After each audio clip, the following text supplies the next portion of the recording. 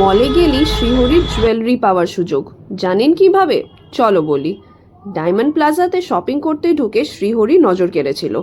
শ্রীহরি দুর্গাপুজোর ভাইবটা খুব সুন্দর তুলে ধরেছে। বাড়ি দুর্গা মায়ের জন্যই এই কন্টেস্টটা তো তোমাদেরকে প্রসেসটা একবার বলে দিই। ডায়মন্ড প্লাজা মলে এসে গ্রাউন্ড ফ্লোরেই তোমরা শ্রীহরির এই কাউন্টারটা দেখতে পাবে। সেখানে একটা সুন্দর সিংহাসন আছে, সেখানে বসে এনাদেরই ফটোগ্রাফার তোমাদের একটা সুন্দর ছবি তুলে তোমাদেরকে হোয়াটসঅ্যাপ করে দেবে।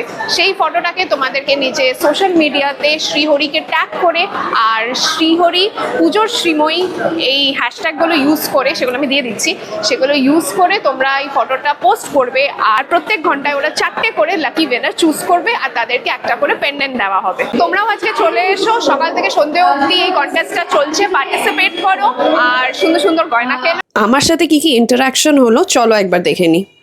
অনুভূতিটা যদি এমন একটা মানুষকে প্রকাশ করতে হয় যে কোনোদিনও পুজো এক্সপিরিয়েন্স করেনি, তাহলে কি বলবে না? আমার ছোট ছেলে আছে, তো সে যখন ফার্স্ট পুজো এসেছিল ওর কাছে ইট ওয়াজ অল অ্যাবাউট দ্যাট ঢাক আওয়াজ, ঢাকের আওয়াজ, ঢাক বাজাচ্ছে, নাচছে, মানে ও ওর মতো মজা করে যাচ্ছে। ও তো তার আগে কোনোদিন জানে না যে পুজো কি হয়। আমরা যখন ছোট ছিলাম সব থেকে বেশি আনন্দ কিন্তু তখনই হতো।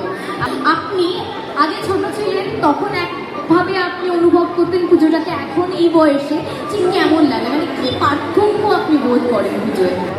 আগে যখন ছোট ছিলাম তখন শুধু ঘুরবো পুজোতে, এখন কত প্যান্ডেল দেখা যায়, কাউন্টস রাখতাম যে এতগুলো প্যান্ডেল দেখা হয়েছে।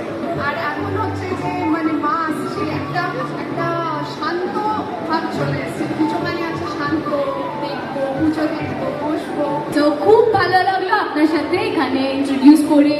আমরা তো এখানে পার্টিসিপেট করলাম শ্রীহরির কন্টেস্টে, তোমরাও আসো আর পার্টিসিপেট করো আর লাকি ড্রতে উইনার হওয়ার সুযোগটা হাতছাড়া করো না।